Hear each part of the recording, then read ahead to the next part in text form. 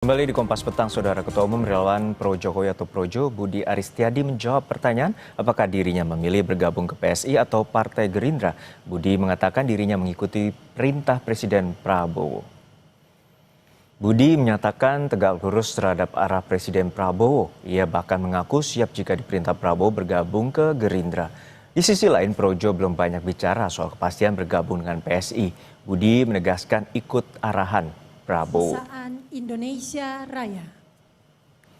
Presiden minta ke Gerindra gimana? Kita siap. Semua yang diperintah Presiden kita siap. Kita tegak lurus Presiden. Kalau ke PSI belum pasti. Ikut perintah Pak Presiden Prabowo. Siap. Ya kan kita kan anak buahnya Pak Prabowo, masuk kita nggak ikut. Makasih Ya. Mas Muni. Ya.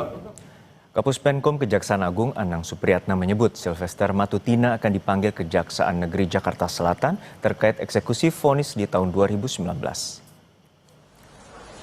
Sylvester telah divonis 1,5 tahun penjara pada tahun 2019, namun hingga kini belum ditahan untuk menjalani hukuman itu.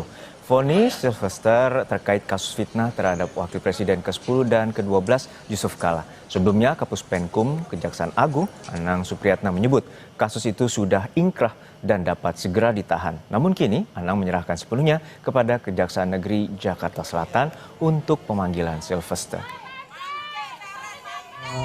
Tim Kejari Jakarta Selatan sudah akan memanggil. Ya, mekanisme nanti dikonfirmasi ke Kejari Jakarta Selatan aja, karena tim eksekutornya sana.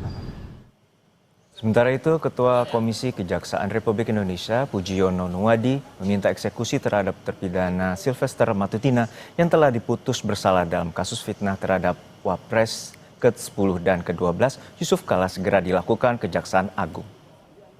Kasus Pak Sylvester ya, itu sudah inkrah, sudah berkekuatan hukum tetap. Komisi Kejaksaan meminta kepada Kejari Jakarta Selatan untuk segera melakukan eksekusi. Sementara itu, Menteri BUMN Erick Thohir yang ditemui di Istana Negara Jakarta Rabu siang sebelum rapat kabinet enggan menjawab soal pengangkatan Sylvester yang berstatus terpidana sebagai komisaris independen di ID Food dan PT Raja Wali Nusantara Indonesia atau PT RNI. Pak Sylvester ini kan dari komisaris ID Food, cuman statusnya terpidana, apakah akan dipertimbangkan untuk status komisaris independen ya Pak? Pak Erik? Di laman resmi ID Food, Sylvester tercatat sebagai salah satu komisaris independen. Sylvester ditetapkan sebagai komisaris independen PT RNI Persero berdasarkan surat keputusan Menteri Badan Usaha Milik Negara nomor SK 58 MBU pada tanggal 18 Maret 2025. Mengenai urusan hukum saya dengan Pak Yusuf Kala, itu sudah selesai dengan ada perdamaian.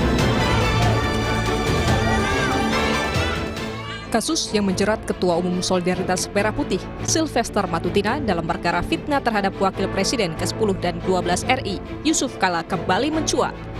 Sejak dijatuhi vonis hukuman penjara hingga kini Sylvester belum ditahan untuk menjalani hukuman. Lamanya proses eksekusi yang tak kunjung dilakukan kejaksaan memunculkan sejumlah spekulasi di kasus ini. Sebelumnya Sylvester mengaku sudah berdamai dengan JK, meskipun hal itu tak menghapus vonis yang telah menjeratnya. Soal lama proses eksekusi, Kapus Penkum Kejaksaan Agung Anang Supriyatna memastikan proses hukum tetap berjalan dan eksekusi dilakukan sesuai putusan pengadilan. Kejaksaan tetap melaksanakan sesuai dengan aturannya. Kita kan sudah inkrah, artinya terlepas dari ada perdamaian. Kalau perdamaiannya sebelum penuntutan biasanya dipertimbangkan.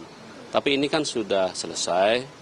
Artinya ya silakan aja nanti punya cara-cara lain yang jelas kejaksaan akan melaksanakan nantinya mengeksekusi terhadap putusan pengadilan tersebut. Berarti hukum kita tetap berjalan.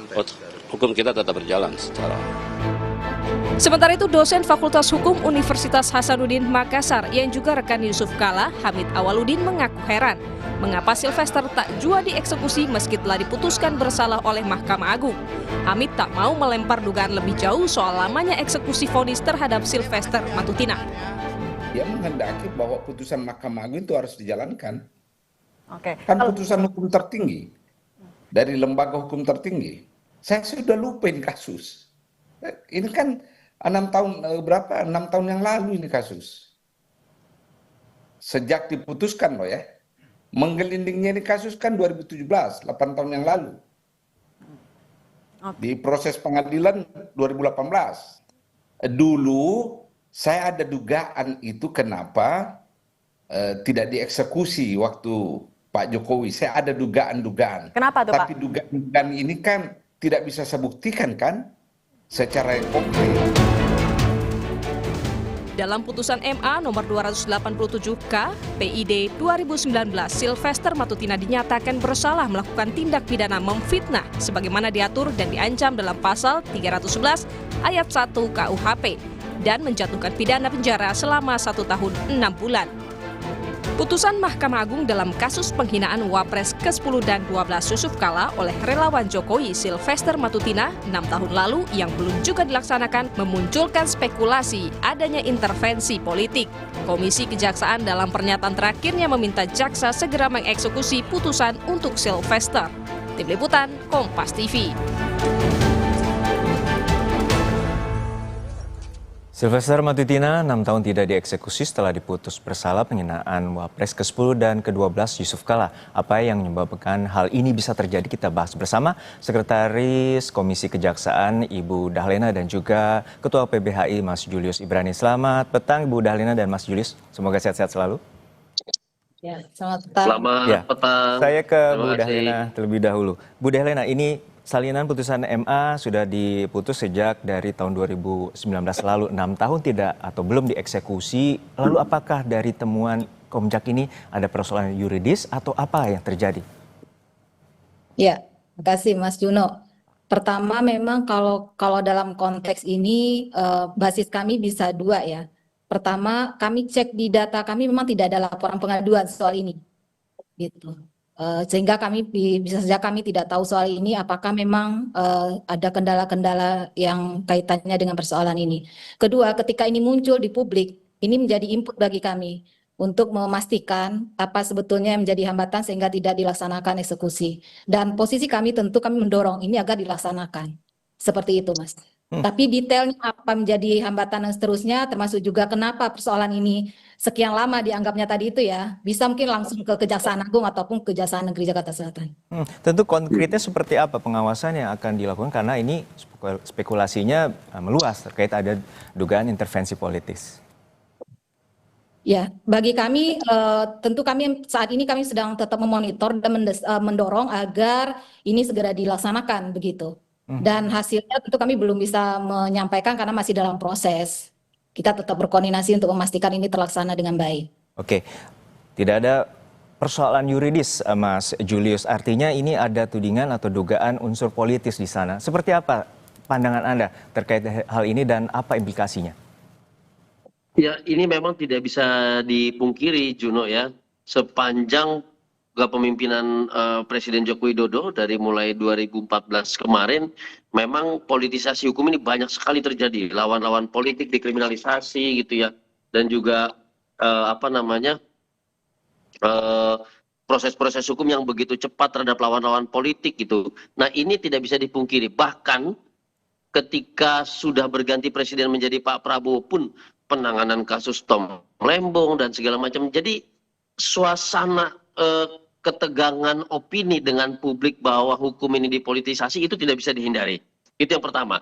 Nah, yang kedua adalah mengenai prioritisasi penanganan perkara termasuk eksekusi Sylvester. Mau tidak mau konsekuensi logisnya adalah menempel stigma politisasi terhadap proses hukum yang tadi kita diskusikan. Karena ada berbagai macam indikator. Satu, publik sudah mengetahui bahwa perkara ini sudah inkrah, tapi tidak ada tindakan dari jaksa eksekusi. Nah ini tentu jadi pertanyaan. Padahal belum tentu misalnya jumlah kasus yang begitu banyak, tetapi misalnya tim kejaksaan yang begitu sedikit, ya ini tentu mempengaruhi bobot kinerja kan gitu ya. Tapi yang kedua adalah tadi saya mau mengutip pernyataan tegas dari Kapus Penkum kita yang baru, Pak Anang menegaskan bahwa tidak ada hambatan agar segera dipanggil, agar segera dieksekusi. Itu harus dimaknai sebagai komando dari kantor pusat yaitu Kejaksaan Agung Republik Indonesia. Dan tidak mungkin ketika Kapus Penkum bicara itu tidak terkoordinasi langsung dengan Pak Jaksa Agung. Artinya politik hukum terhadap eksekusi Sylvester ini di bawah komando Pak Jaksa Agung tegas, yaitu segera eksekusi karena tidak ditemui hambatan apapun. Nah, ini yang harus kita pastikan agar kalau ini tidak dilaksanakan, baru kita bisa katakan ada faktor lain yang mungkin faktor lainnya itu adalah dugaan politisasi. Kan situasi sekarang seperti itu, Juno. Mas Julius, untuk saat ini berarti apa? Misalnya kalau tadi spekulasinya terjadi, dugaan politis itu ada, pembuktian konkretnya tentu agak sulit untuk dilakukan. Nah, kalau pembuktian konkret memang tentu sulit dilakukan. Tetapi yang namanya aparat penegak hukum, baik kepolisian, kejaksaan, maupun hakim, dia memiliki satu kewenangan yang namanya diskresi. Diskresi inilah yang menentukan apakah tindakan yang diprioritisasikan, yang kemudian ditunda itu dapat dipertanggungjawabkan kepada publik, situasi urgensi, keterdesakan, dan yang lain. Nah, ini yang hilang dan atau mungkin belum dijelaskan oleh Kejaksaan Negeri Jakarta Selatan.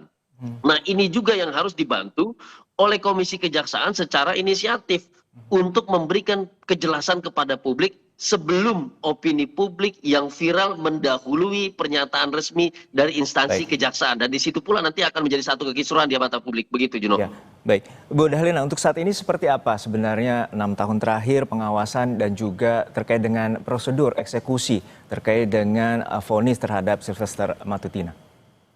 Ya, seperti tadi kami sampaikan secara spesifik mengenai kasus ini, memang kita monitor itu ketika muncul di publik. Dan ini menjadi input bagi kami untuk tentu, karena memang fungsi kami adalah mengawasi gitu ya, mendorong agar kinerja kejaksaan meningkat. Nah, dalam konteks ini tentu ketika ada masukan, termasuk tadi Mas Ibrani sampaikan, ini perlu ada masukan atau ada dorongan agar kemudian ada kejelasan bagi publik begitu ya. Ya, ini adalah bagian dari kami, bagian tentu ini masukan sangat penting bagi kami karena kami memberi atensi soal ini. Gitu. Kami memberi atensi soal ini dan tentu itu menjadi bahan bagi kita semua karena memang yang berwenang adalah APH gitu ya. Betul. Kita percayakan kepada mereka, kita harus dukung mereka untuk bekerja sesuai dengan relnya begitu. Oleh karena itu informasi-informasi apapun yang bisa saja di luar kami, di luar jangkauan kami gitu ya. Karena tentu kami dengan segala keterbatasan, kami sangat berharap publik memberi informasi kepada kami yang kemudian kami bisa memaksimalkan peran itu. Gitu. Oke, konkretnya seperti apa Bu untuk Kejaksaan Negeri Jakarta Selatan untuk saat ini? Ya, kami dalam proses koordinasi, proses penelusuran informasi termasuk juga tadi konteksnya kami akan tetap mendorong proses ini seperti yang Pak Kapus Penkum sampaikan, mestinya tentu ini sudah bisa dilaksanakan begitu ya.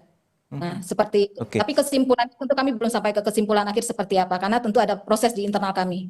Oke, Mas Julius untuk saat ini seperti apa sebenarnya aturannya dan apakah kalau dengan dugaan pelanggaran dan juga misalnya tidak eksekusi karena salinan putusan itu kan secara undang-undang Mahkamah Agung 7 hari atau 14 hari setelah putusan salinan diberikan ke pihak kejaksaan? Ya, tentu hal yang pertama terganggu di sini adalah soal kepastian hukum. Nah, aparat penegak hukum itu utamanya Kejaksaan Agung yang sekarang sedang moncer-moncernya sebagai penegak hukum itu memiliki beban moral, memiliki beban etik untuk menjaga kepastian hukum itu. Dan salah satu indikator kepastian hukum itu adalah tadi prosedur tahapan-tahapan dalam criminal justice system kita atau sistem peradilan pidana kita betul-betul dilewati tanpa satu pelanggaran apapun termasuk undue delay atau pelambatan proses gitu. Karena ketika prosesnya ada keterlambatan tanpa ada penjelasan hambatan apapun, maka diduga di situ ada kepentingan tertentu, diduga di situ ada pelanggaran tertentu. Nah, makanya tadi saya katakan itu kemudian juga jadi beban Jamwas, di situ ada Pak Rudi Margono, kemudian juga menjadi beban Komisi Kejaksaan juga tanpa perlu ada laporan, kemudian memastikan supporting sistemnya memeriksa itu. Nah, yang ketiga adalah tadi kalau kita bilang ini siapa sih yang paling dirugikan? Tentu yang paling dirugikan adalah sistem kita. Jadi ini bukan soal pribadi Pak JK, bukan soal pribadi Sylvester, tapi soal sistem yang harus dijaga oleh aparat penegak hukum dan instansinya. Dalam hal ini Kejaksaan Agung yang saat ini kita percaya menjadi punggawa yang paling moncer dalam penegakan hukum. Karena kita lihat setiap update perkembangan perkara yang ditangani setiap minggunya. Nah, ini yang kemudian bisa kita korbankan dan ujungnya ini paling fatal. Jangan sampai kemudian publik kehilangan kepercayaan terhadap penegakan hukum karena unsur-unsur yang sebetulnya belum bisa dibuktikan dan belum ada proses pemeriksaannya.